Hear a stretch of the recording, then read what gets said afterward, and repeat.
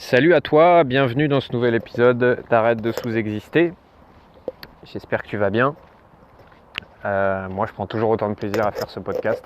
Aujourd'hui, j'avais envie de te parler euh, de d'anti-routine. J'ai fait un podcast il n'y a pas longtemps, un des premiers podcasts qui était sur l'importance pour moi de se créer des routines, d'avoir des habitudes bien ancrées que tu répètes quotidiennement et qui te permettent de te mettre en énergie et qui te permettent aussi d'avoir des bases solides dans ta vie qui font que même quand c'est plus dur, même quand il y a de l'inconfort, même quand c'est instable autour de toi, tu as ces piliers-là sur lesquels tu peux te reposer.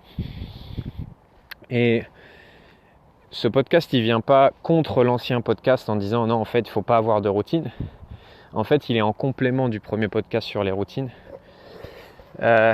Pour te dire que c'est important pour moi d'avoir des habitudes et des choses ancrées.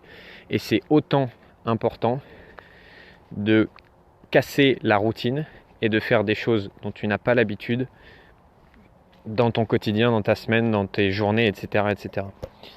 D'où m'est venue l'inspiration de ce podcast? Pour moi, un des piliers de l'épanouissement pour un être humain, c'est d'être en accord avec ses vrais désirs et de chaque jour faire ce qu'il aime et être connecté à ce qui l'anime profondément. Et en tant que coach, j'ai beaucoup travaillé sur ça, si bien que aujourd'hui, plus de 90% de mon emploi du temps est consacré à faire uniquement des choses qui m'inspirent et que dès que ça m'inspire pas, next. Et pour autant, c'est récent, il y a quelques mois, j'étais dans un mode où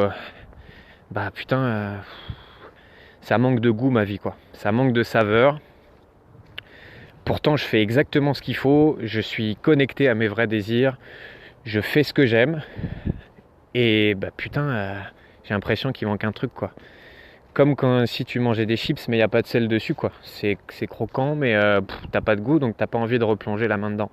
Et ma vie, ça ressemblait à ça il y a quelques mois, en tout cas pendant un certain temps, où j'étais extrêmement frustré. En plus, il y a le truc de « Ah bah oui, mais t'es coach, donc t'es coach, t'es connecté à tes vrais désirs, mais tu kiffes pas ta vie. En tout cas, tu la kiffes pas autant que tu voudrais. » Et donc, il y avait tout ce truc d'autoflagellation autour de ça. Et en fait, il y a quelques temps, je me suis rendu compte que ouais, c'est important de faire ce qui t'inspire. Ouais, c'est ce qui va te mener à l'épanouissement. Ouais, c'est important d'avoir des routines et des habitudes. Mais putain, si tu mets pas un peu de sel dans tout ça et que tu saupoudres pas ça de quelques épices pour rendre ta vie excitante et faire des choses que tu n'as pas l'habitude de faire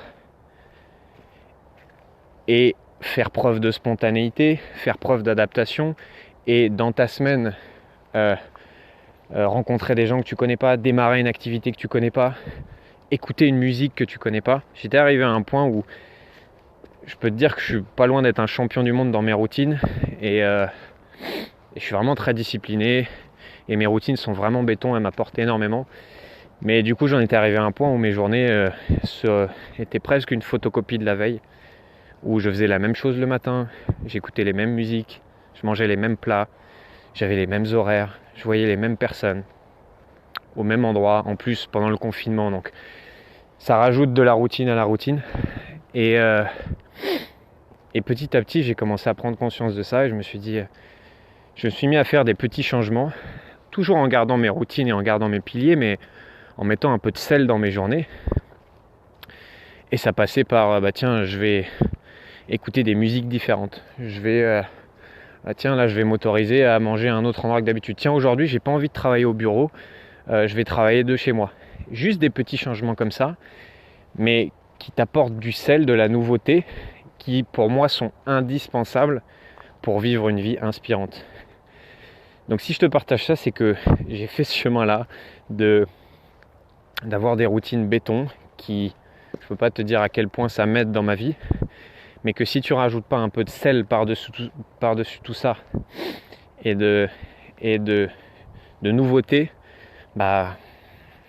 c'est fade, quoi. Il manque un truc. Qu'est-ce que tu fais toi pour mettre du fun dans ta vie? Qu'est-ce que tu fais pour épicer ta vie en dehors de tes routines? C'est quoi? En plus, on est si tu m'écoutes, je sais pas quand est-ce que tu m'écoutes, mais il est possible qu'on soit confiné. Qu'est-ce que tu fais pendant ce confinement pour mettre du piment dans ta vie et casser cette routine qui peut tuer? N'hésite pas à me mettre ça en commentaire. Je t'invite pour aller plus loin, si ce podcast te plaît et que tu commences à être un habitué de ce podcast, à rejoindre le groupe Facebook. Arrête de sous-exister et vis ta putain de vie, tu y trouveras encore plus que ce que tu trouves ici. À très vite.